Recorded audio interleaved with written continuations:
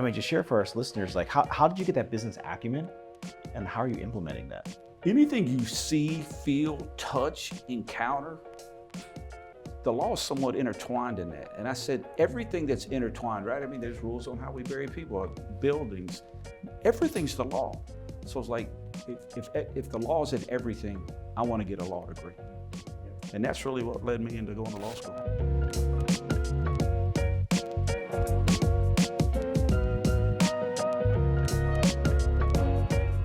Welcome to this episode of Bourbon and Proof, where we interview the most successful people in the legal space. We do so over a series of very high proof, usually alcohol. And today we're like probably one of the most storied lawyers across, especially the Southeast, if not the nation. But Alexander Shunnarah, thank you for coming on to the show. The Godfather. The Godfather. Thank you, Bob. Thank you, Bob. My dog. Thank you, sir. So, Thank y'all for having me. If you're watching in the Southeast, you've seen his face on every single billboard for the better part of the past 2 decades. Right. We've got a few of them. A few.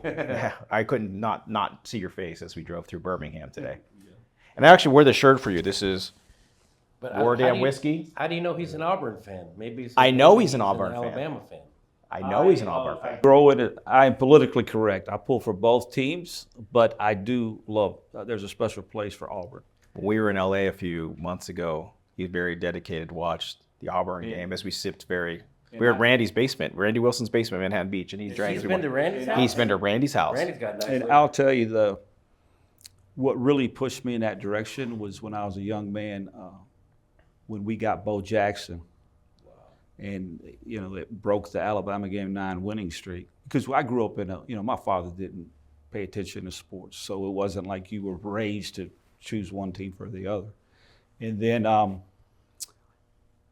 I go against the grain. All my cousins are huge Alabama fans, right? Because, and I was like, okay, we got Bo Jackson. I'm going against what you guys like. I'm going in the other direction. And that's kind of how the Love Fest started. Well, I love it. So we're going to start. This is Morrow's select for you, and he chose Whiskey Row, and a lot has to do with how you got started and work with your daddy. So, Morrow, why don't you introduce this bottle, where it's from, and why you pick it for Alex? This is called the Whiskey Row. This is from Louisville.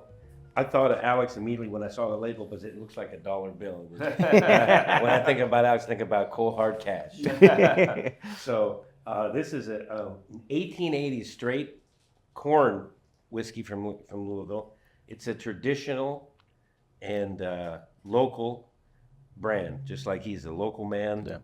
Traditional. So you cannot get this usually outside of Kentucky, which is why I'm shocked that we went to Linnell's here in Birmingham and they had this bottle, because you usually cannot buy this outside of Kentucky.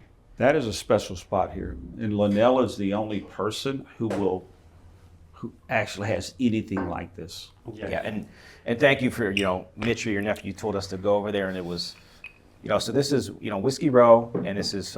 Whiskey Row in Louisville, if you've never been there, is where they have all the still houses and cheers, Alex. We're looking forward to this interview for a long time.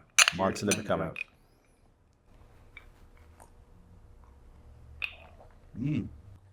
That's very smooth. It's good. You taste it's a little sweet. The corn, you can taste it.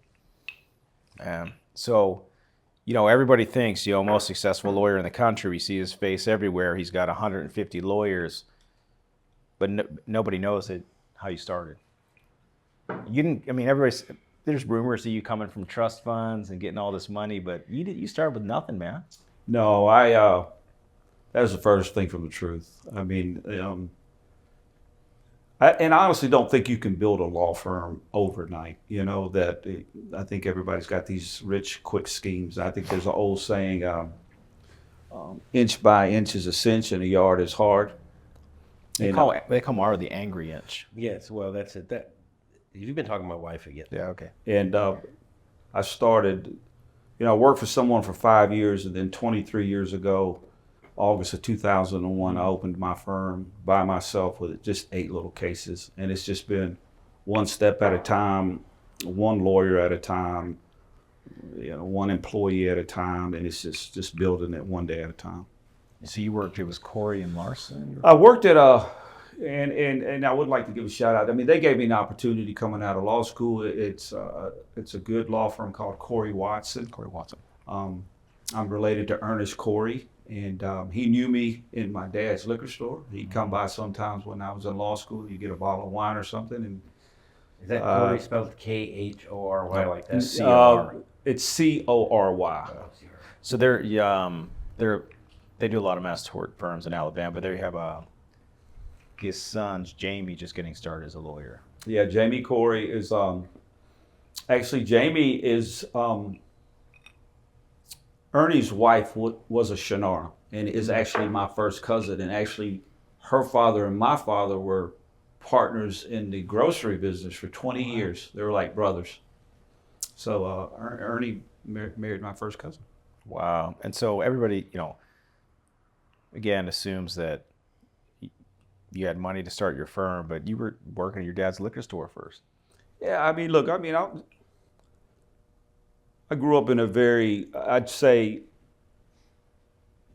below middle class. I wouldn't even say middle class, but had a lot of respect for my father. My father only had a sixth grade education, and then he joined the service because he came over when he was 12 years old and couldn't read or write, and just kind of fumbled his way through. I guess my understanding is he quit the sixth grade at 18. He joined the Navy, and then he got back out of the Navy. And I'd like to give my dad a shout out because honestly, and I hope everyone has the type of relationship I have with my father. He's 86 years old, but I will tell you, I would not be sitting in this chair. And I can't speak for everyone, but I have the best father in the world who was my number one fan, who always supported me. I have so many interesting stories about him, but I am who I am because of him, and I'm blessed to still have him. He's 86 years old, wow. And he would probably do a much better show than me today. Well, I think that you're in good company here because as you meet people over the years, they don't talk to their dad. Their dad was this, their dad was that. They got bad relationships. I mean, Bob Best and friend. his dad is a best friend. And my father, God bless him, he's gone, but when he was here, my dad was my everything, and he is my best friend. My father is. I don't have any brothers. I have 3 sisters, but I still talk to him every day. I mean, it's an amazing relationship. And now you got 3 girls. Well, I always joke, my dad was always working, and I grew up in a house with a mom and 3 sisters, and then traded it in. Had about a 20-year break, 18-year break, and then ended up having a wife and 3 daughters. So I've pretty much been surrounded by, I guess, estrogen my whole life. All your daughters they're teenagers now? Yeah, I'm blessed. I have a 18-year-old about to go to the University of Alabama. She got an academic scholarship. Wow, I'm proud of her. Her that's name awesome. is Alexandra. And then I have a junior. Her name is Natalia. And then my baby is Olivia. She's 14.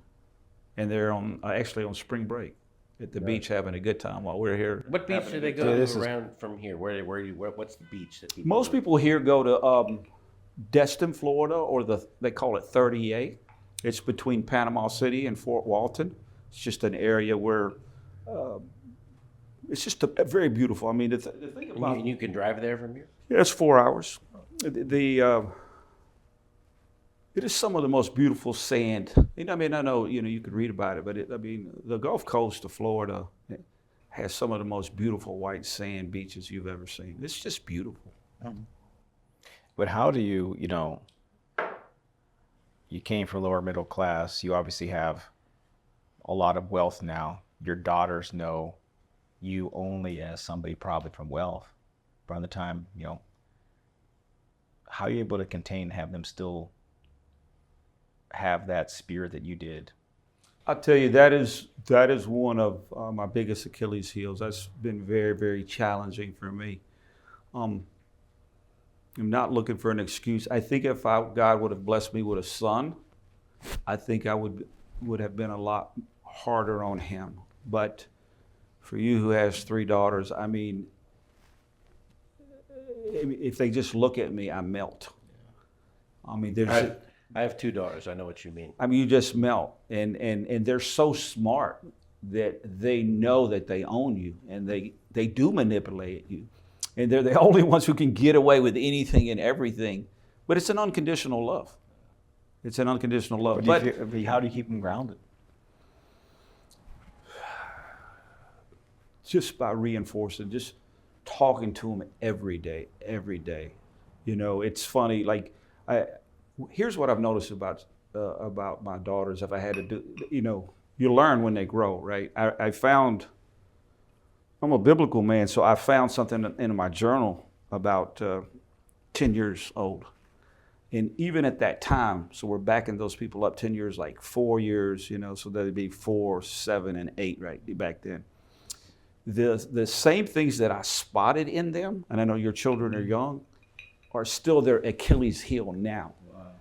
So if I had time to kind of, I guess my advice is when you see a child with a propensity or a behavior, that is the time to start working on that corrective measure, because it'll manifest. And not, I mean, I have wonderful girls, they're amazing, but my 4-year-old, I said, I prayed for her to have more confidence. And she's still at 14, like she's coming out of her shell, you know, she's a cheerleader and all that, but I can still see she lacks in the confidence. My middle child is the opposite, you know, she's a mini me. I prayed for her to have humility, and she's 10 times worse now. And I'm like, tone it down. And then you're gonna laugh, your first, Alexander, named after me, I prayed for her disobedience, right? You know, because she just doesn't listen to anyone. You know, she doesn't listen, and she's still like that. I mean, like, what am I going to do to her? I feel like it's always a first child thing. We just don't listen. I mean, she walked in the other day, a couple of weeks ago, I don't know, it could have been a month ago. It's a Friday, right? They don't get out till like 2:30 or something. It's like 1 o'clock, and so I was at home actually working. I was like, well, what are you doing here? You know, they let you out of school or something? She goes, no, I just left. I said, what do you mean you just left? She goes, no, I just left. She goes, didn't you do that, Dad? I said, actually, no. I don't ever remember just like when the bell rang that I'm just going to leave the school, go get in my car, and just come home. She goes, oh, we do it all the time. Oh, my God. So, yeah, there's certain things that kids have that you can't teach, and you can't, you know, it's just what it is. Like my kids, my son specifically, my son Max, first time I ever took him out to play baseball, t-ball with the kids, first practice, you know, you don't know if your kids are going to be competitive or whatever. Man, he ran all over the field and got every ball and was like knocking his teammates out of the way. And then when he wouldn't get the ball, he would get mad. And I told my wife, I came home, I said, oh man, this son of a bitch is competitive. I said, you can't teach that. He's got it. Thank God, you know. But he could be like some kids in the team, these little meek little mouses, they see the ball, they run the other way. My son's knocking people over to get it. So I was like, God, he's competitive. Good. Yeah, so did you start did you know this is what you wanted to do? Because I think you were one of the people that I respect and I call a mentor about the business of law. That you've literally dialed this down to wearing purple. And you told the story last night about the McDonald's thing, which blew my mind. I don't know if you heard this because you're the other side of the table. I was taking a snooze. Yeah, he is known to do that. But I mean, just share for our listeners, how did you get that business acumen, and how are you implementing that? well, to answer your first question, and I've never heard anyone say this because they always ask you how you decided to get into law. And I'm just being as transparent and as honest as I can be. I mean, one day, when I was just thinking, I was like, okay, so what profession I want to go into, what intrigues me, and the law just came up, right? And what I figured is everything is the law, So you've got, in my opinion, you've got God's law, you've got man's law, you got universal laws, and so kind of took a deep dive into thinking about that, and it's like, okay. We all know what God's laws are. Let's just use the 10 Commandments, supposedly, and then, universal laws, that's gravity, right? And, man's law, I can't punch you right here, there's consequences. And I'm like, anything you see, feel, touch, encounter, the law is somewhat intertwined in that. And I said, everything that's intertwined, right? There's rules on how we bury people, buildings, everything's the law. So it's like, if the law is in everything, I want to get a law degree.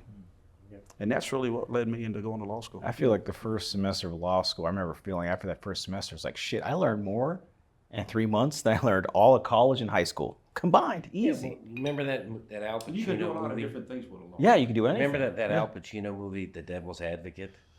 You ever see that movie? Yeah. Look, but do not touch. Yeah. Well, Touch, they- but do not taste. He doesn't listen to that at Well, all. how about when he was on the train when the guy told the guy was telling him to get off the train? He goes, "Well, right now, Your wife is. you can fill in the rest of it." But what he said in that, they asked him, "You're the devil. Why are you a lawyer?" He said, "Because the law is the ultimate backstage pass." Ooh, I don't remember that. That's what he said in the. And I love And it's true. I love when they're walking down the street and he says, "Never let them see you coming." You know. You remember Lawyers you remember that one? Never when he's Yeah. talking to Keanu Reeves, and never let them see you coming. Yeah. All right, we're gonna take our second pour, man. That was you gotta double up there, Butch. What was her? Connie Nielsen was in that movie. Was that her name? Who played the first one? I remember. Gosh, Charlize Theron. Which That was his sister, you mean? Charlize His Theron. sister. Yeah, she was in there, and so was Connie. What's her last name? But that movie was What great. do we got here, though? Oh, Well, God. Let's talk about this. So this is Starlight. This is Carl T. Hubers. This is finished in VDN barrels. So these are barrels that are aged. These are Spanish barrels, wine. Spanish wine barrels. I mean, this one's hard to find, and we found it in Alabama, and I've never had this one. Wow. Yeah, and I feel like you're such like a unique taste and vintage that we had to pick something that none of us have ever heard of. I mean, I've heard of this, but I've never been able to find it. And it just happened to be. I've never tried it. Yeah. So this is something to Usually say. these bourbons that are finished in wine barrels are really smooth. They have a real different finish to it. You know, when you drink it, they got a finish to it that's a little different. Yeah. So this is I don't got my reading glasses on because my eyes have left me. So See, Mario, This is help a- an old man out. Starlight Distillery, Carl T. Huber's small batch bourbon whiskey finished in VDN barrels, which is Vin de Naranja, orange. They're Naranja. orange wine, Spanish orange wine barrels. Vin de Naranja barrels. So I'm sure, and this is out of Indiana. Yeah. Indiana, the other side from Kentucky, To the Hoosiers. to the Hoosiers. To Oh the. man, that's good. It's got a little orange. You already tasted it? Yeah. Bad luck. I did toast. This is good. Oh, this one's really good. Wow, what a I like this. yeah, what a different taste from across the river from Louisville to. Oh, this is good. Yeah, I remember when I was in Louisville with you. Yeah. Across the river, they have a casino because in Indiana, casinos are legal, but not in Kentucky. So you go across the river, you just go across the bridge, and they have Right over the bridge. some shitty paddle boat, you know, that's stopped On the water, right? Right on the water. It has yeah. to be on the water. Has to be on the water, but you know, I went over there and gambled. Yeah, and so like, yeah, we picked this evolution from beginning of Whiskey Row when you're working your dad's liquor store to now found a little success, right? You started this journey of having a few employees, a few cases, and then you started doing billboards when nobody was doing it. No one. Right. Walk us through that. Like, how did that come to be? Well, you know, like I said, I started in 2001, and to be honest, I mean, for 2 years, it was just me by myself. I didn't even have an assistant, but I tried to break it down in the simplest terms. I said, my goal every day was to wake up, and I said, and you know, when I make my mind up, I'm going to do it, you know, and I said, and sometimes I fell short, but I'm going to get one case every day. I'm going to send one demand out every day, and I'm going to settle one case every day. So the goal, you know, would be 1, 1, 1, 1, right? And if you take out Saturdays and Sundays, you're like 22, 23 cases, and that was kind of the goal. And I did that, you know, every day. There were days I fell short, but you know, I remember taking a demand at 10 o'clock at night. You know, that's when they had the mail bins, right? And you had to like go find the mail bin and, you know, put it in the mail bin. And Missing half of the shit. and then, you know, to sign up cases, I can't tell you how many Waffle Houses I was in or Huddle Houses at 2 a.m. trying to get somebody signed up. We do the same shit. I mean, and that's the kind of stuff I think I had to do to get there. And then I hired my first lawyer in like How long into your firm did you hire your first lawyer? I hired my first lawyer in 2004. Wow, that was So 3 years. I don't count the last 4 months of August, because I just left that other firm and I had 8 little cases. And but 2002, 202 and 203, I was by myself. And then I knew this clerk, he was a law clerk, but he had got his law degree from going down to the courthouse here. And his name was Daryl Matthews, give him a shout out. And Daryl, I said, I remember, how much do you make? The clerks don't make much. It was like $21,000, I remember. And I was like, well, I don't have a lot of money, but if I give you $25,000 a year, will you come work for me? They're like, yeah. And Daryl was the first guy we hired, or I hired. And then we got an assistant that shared between the two. And then, it just, and I got into marketing, like you said, a little bit. And back then, I think you first got a little phone book ad, and then a little bit more phone books, and then I remember wanting to get on television because I saw all the guys on TV, but I couldn't afford broadcast television, so they had these specials, buy one for $5 and get one free, but you were only going to come on from 12 o'clock at night to 4:59, right? So the overnight buys. And believe it or not, they started yielding some cases, because I was like, okay, What I'm a night owl. What were you running? Like, what kind of ads were you running at that time? Oh, I just I found just some local guys and but what was personal the injury content? ads, personal injury. Yeah, but what was the content? Were you like hitting a sledgehammer against a table? Or No, something? not that sensational. Just basically telling them who I am, and things like, do you know that you can get 3 times more, statistics show that if you hire a personal injury attorney, you'll get 3 times more than without having an attorney. And A lot of people watching TV late at night. And that helped. And then, eventually we were able to work it into getting, daytime television. But I think I've told you the story before. Around 2008, I woke up one morning, I was reading the USA Today newspaper, and it said that, print was dying, and that San Francisco, I'll never forget it, had outlawed the actual big, thick book in their city limits. And The phone book? the phone book, because it was online then, right? And most people just take it and throw it away. Right. Never getting that. And that was San Francisco's thought process behind it. So I made a decision that I was not going to renew the phone book ads, and I went and explored outdoor advertising. Didn't know anything about it. No lawyers were doing it either in Alabama, none. And That's crazy. I mean, absolutely no one. And I got to be careful how I say this, but I do think that I created the whole billboard phenomenon. I hear a lot of people actually say that. Yeah, you can ask Lamar; they'll tell you that. But because the billboards are just a new phone book in some ways, it's a branding mechanism. But I want to know why corporate America did it, like McDonald's and Nike, and and I went and learned about the ping factor and how it pings your mind consciously and subconsciously, and how year 2 is better than year 1, and how it needs to be clean and simple, 7 words or less. And I started thinking Where did you learn all this stuff? You just reading shit, or like online, online marketing books. And you're wearing purple today, and we were outside at Hunter Garnett, who we'd filmed with earlier, and you guys had run the same book about wearing purple or something. Did you ever hear this? I never did. Well, the first marketing book is called it's a great book. By Seth Godin, called The Purple Cow. And the whole theme of it is, we all go to the beach. We just mentioned that, right? And you're driving down the beach. If you're going to the beach from Alabama, you're not gonna go interstate all the way, right? So at some point you've got to get on these back roads or these U.S. highways, and you're gonna pass all these farms. And you look to the right, and like the first time you see it, you're like, oh, look at the cows, right? And there's like 100 of them out there.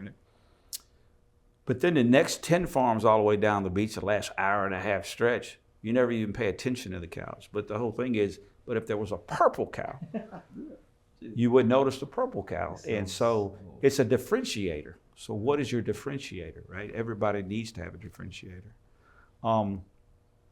Now, being in my mid-50s, really not about Seth Godin anymore. It's like I've lost all my vanity muscles, and so I try to dress differently and try to, stand out a little bit, at least with my apparel or something.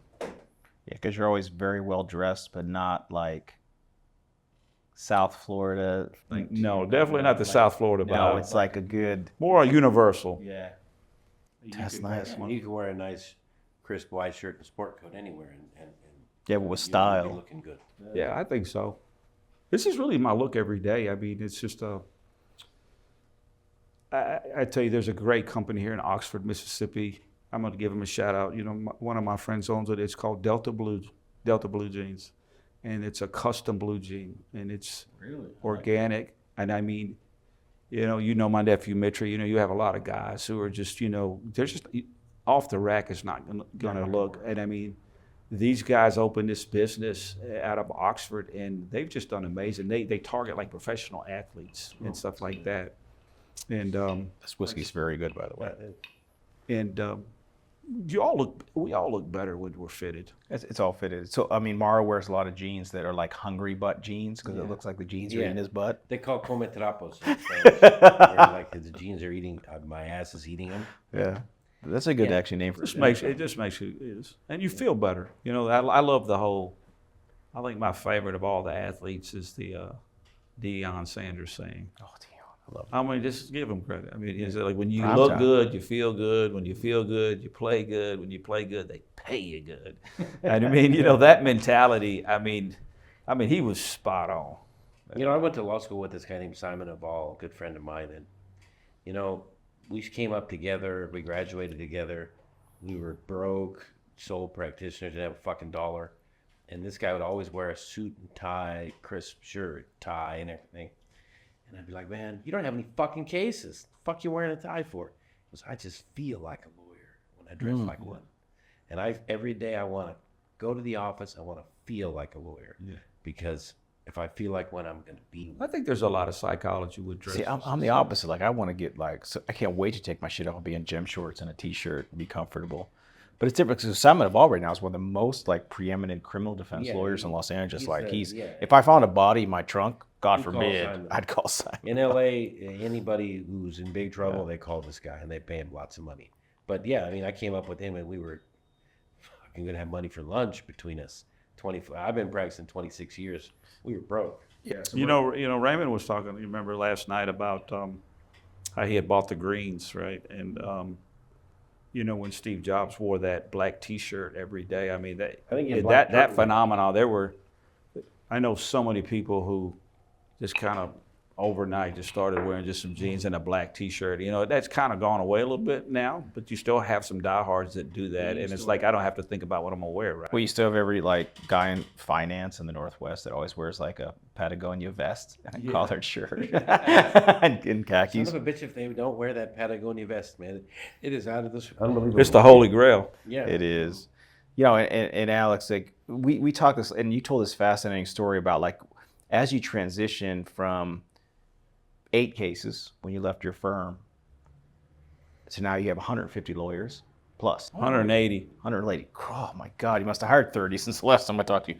So 180. Mitri was on last night. He said 170. Well, he's not close. So 180 lawyers, right? And now you're at the point where everything matters. Yeah. Everything Like matters. the pickles. Yeah, and you told the story last night. You didn't hear this, but I was like, I want you to tell that story because it makes me think about stuff a little bit differently. And how you could tell. I think you encounter. So I read this, and I mean, you can look it up. The Golden Arches. They, obviously they've sold 1 billion hamburgers, but about 20 years ago, and I wish that we were all in a room and trying to make that decision. That's what fascinated me the most. They were trying to decide for people.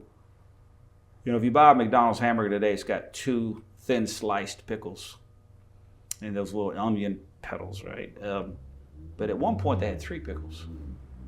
And I guess they wanted to cut back to 2 pickles, but they were trying to balance, if it's, the whole saying, if it's not broke, don't fix it, right? But they I guess after meeting, they made the decision to take the risk and the chance. Worked out a little bit better than, remember, the new Coke recipe, wherever that guy is who made that decision. But what's amazing is by just removing 1 pickle, they saved $17 million a day worldwide. A day.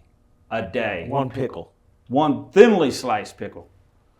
And so with growth for all of us, and the larger you grow, you have to like microscopically look down if you want to make a profit. Yeah. And it's You got to worry about thinly sliced pickles. Mara only worries about like the fat, like warty pickles. And it doesn't matter if you own, if you've got Bob's Hamburgers, right, and you're doing being low overhead and $1,000 a day, business $2,000, who cares if you throw 3 pickles or 2 pickles? But when you're moving, I don't know, 1 billion hamburgers a day. Yeah, I mean, I think the details matter, right? The details matter. That's what I've always done. I mean, I never scaled to a huge, like you're scaled your business. No. To this. But we came out of it just law for survival, right? Yeah. We never flipped that business lawyer switch until probably recently, but he's been operating that way for 20 years. I mean, the scaling part, the people that scale, like there's big firms in this country, right? Big firms. The people that have the vision, one, and straight up to have the balls. You know what I mean? But here's to scale, you got to have big balls. But the other thing is, a lot of people think that they have to take on debt. They have to take on institutional debt to run their firms. I never have. You never have. I've never. And he never have. Which is for his scale, he's probably the biggest firm by far that's never taken $1. There's lots of the big firms. They're into the hedge funds for billions, millions, and millions. I know the big advertising firms that everybody around the country has seen their billboards. A lot of them are into the hedge funds for big money. Running on the hamster wheel.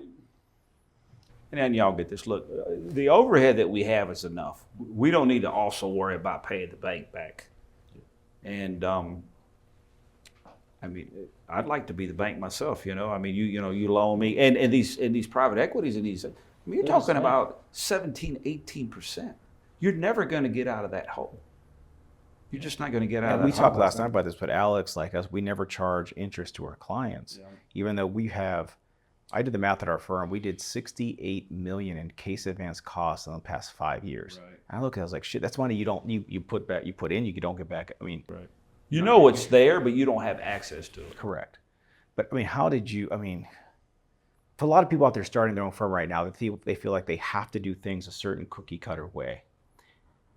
I feel like you have the most financial independence. Like tomorrow, if you wanted to walk away, you could do it. A lot of people do not have that pleasure. Well, the biggest challenge is, you know this. There's 3. Your biggest costs are. I'm just simplifying it because we hire top 8 lawyers, right? So most people know I pay my lawyers better than, I guess, what the national average is. Let's go to the last bottle because I want to talk about this. So at Alex's firm, he is for hiring the best talent and not being worried about you being the biggest ego in the room, hiring the best talent around you. Right. And encouraging them to build their own brand also. Correct. And I think that's the biggest, for lawyers who want to grow and scale at your level, that's paramount. So tell us what you brought, because I think this tells a really good story about why.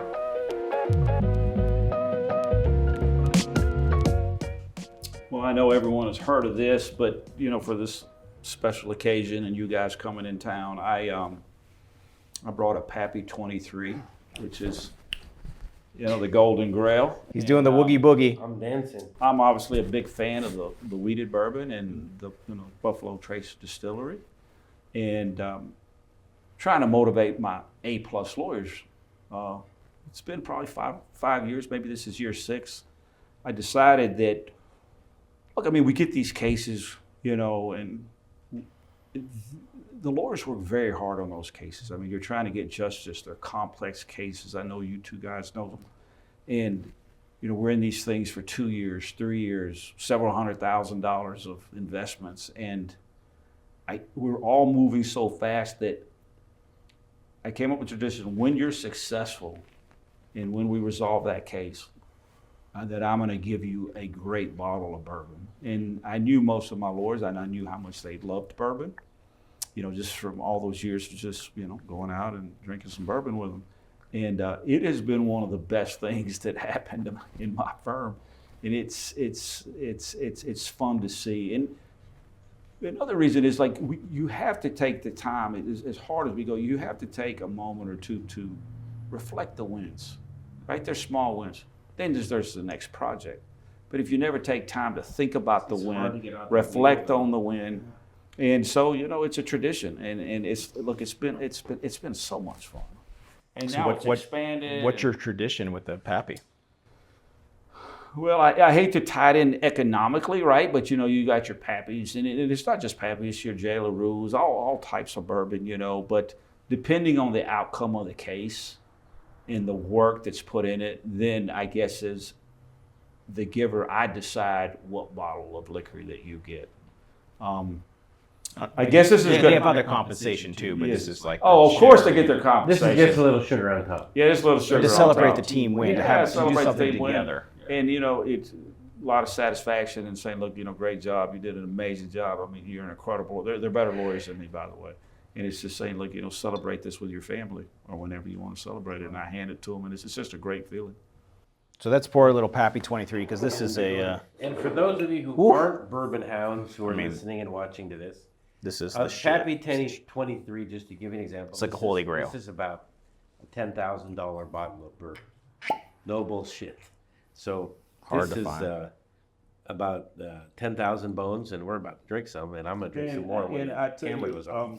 And his lights go up too. He might boof it. Oh wow! Look at this. And I guess the good thing is I've been passing them out a lot lately, the 23. Where do you get these? The So 23s are so hard to come by. Yeah. Yeah. You must have Well, no I mean, choice. no, I don't. Look, and you guys know this. I mean, bourbon Look at is the traded. color of this. Jeez. Bourbon is traded like baseball cards, right? Yeah. Like Pokemon for Marvel Yeah, generation. I mean, look, This there's is the garbage pail kid for my generation. there's so many. I was group Sloppy chats out Bobby for there. many years. Oh my God, this is the best. I can tell you, I'm not. Here in Alabama, they have an allocation, right? And people like sleep in a tent for, 3 days to try to get in there and get one bottle of it. I used to do that for my Jordans and Nintendo games. You know what, man? I That's think the this thing. is absolutely the best. It's the same shit as like if you could get a ribeye at Sizzler, and you get a ribeye at Fleming's. Fucking one at Fleming's is going to be better. Yeah. You just lots of bourbon, but there's only one Pappy 23, Only one Pappy and it is in a different fucking level. That's where it trades. I would like to, for fun, get in a 10-figure case, right? Or a 9-figure case, excuse me.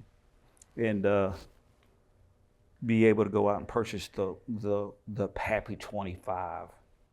I don't think That's I've like seen. I've never even seen one. It's a $50,000 bottle. Damn. And just to be able to hand it to that lawyer who's probably worked 3 or 4 years and saying, it's an amazing job. So We we drank had a Pappy 23 last time I had it we drank the whole with our bottle. buddy Steve Bartizarian, who's a big trial lawyer. He had a 9-figure verdict and brought it to us. He brought it, and me and Bob and him, we drank the whole bottle in one night. And Randy. Yeah. And Brandon, my little brother, was there too. And Sevi. So with the first bottle of Pappy we ever bought as a firm, he was an associate at the time. Now he's one of our senior partners. He bought himself a bottle of Pappy as his motivational investment, and he put it up in his apartment above the fridge. And he said, one day I'm going to earn that. Right. And he hit that, big verdict, and now case law in California, but he hit that verdict, and he waited until they paid that multi-million-dollar verdict. And we sat around the table, and we drank the whole bottle, and it was like it was a thing. Like it's a family, like. Yeah, I think Pappy stands for celebrating the wins and the milestones and the accomplishments. And you know what's amazing and what I've learned about some of my, very, very good trial lawyers, right, is that and they earn a tremendous fee also, right? And they get the firm gets a You take care of your firm very it's a well. $25 million case. Let's say it's a $10 million fee, and the lawyer's probably gonna make $1 million, right? He almost cares as much about that Pappy bottle that he can go buy than the $1 million fee it's gonna get. It's shown me a lot about people, because even though they can go purchase as many Pappies 23s as they want, They won't purchase it for Yeah, themselves. I'd rather But when it's given as a gift, it means the world. correct. I'd rather have a Pappy than a plaque, right? Right. I'd rather have this than an SEO Well, badge. you know what? There's a guy. This guy gave me a fantastic bottle, which I have not opened yet. I gave him a bottle of Pappy, this guy, for Yeah. Christmas one year. But, you know, there's a guy who works in the PI space named Sam Merjeski. Oh, I love And Sam. I always say, present company excluded, Sam Merjeski's like a real genius of the PI business. Right. One of the smartest guys I've ever met. Where's he at? Now he's in Nevada, but he started that Sweet James firm Yeah, I Say know him. in Sweet James. California. I know him. He was the partner. It was Bergner. James Bergner is Sweet James. Right. It was Bergner and Bergner, Merjeski for a long time. And then they broke up, horrible breakup. And then Sam went to Nevada, and he took over Nevada now with his firm called Sam and Ash. But Sam, I always say, is the Smartest guy I've ever ever. met. And Sam told me one time years ago, he said, Mauro, associates, lawyers, people that work for you, your office, they respond more to recognition than to money. So some people, they define success different way. Recognition. Recognition is a Like big you're thing. saying. Yep. The bottle is worth more to them than the giant fee they're going to put in their pocket because it's the recognition. Right. And Sam is always such, like I said, Yeah. the genius of PI. He's so smart and he's right. Just like yours, it's example A, exhibit A. And being, you know, I tell you, and appreciating your people. I see so many lawyers, so many leaders. You know, it's the old psychology thing. You know, for every, you know, they talk about relationships. You need to I'm gonna have seconds. seven positive affirmations for one negative affirmation, right? So, you know, you're always appreciating your people, thanking your people, recognizing your people. And I mean, if there is a situation where you need to speak to them, you know, you always don't ever reprimand in public, reprimand in private, speak to them, understand them, know how to speak to them. Every lawyer is a different person. Every personality is different. So at the point where you're doing 180 lawyers, you're like the biggest NBA coach of all time, working all those personalities and all those egos, and it's very difficult. And that's why Phil Jackson was successful. Master of Zen. What was it? Master of Zen. Master of That's Zen. right, So Alex, we're ending kind of the end here. And, you know, we shared a story off before you pick your bourbon of proof here. But you started cutting grass just like I did as a kid. And I mean, it's my fun. Like, I smell grass now. It reminds me of my brothers and I just like mowing people's lawns and getting cash and Raking it up, Raking putting it it in up. the garbage bags. But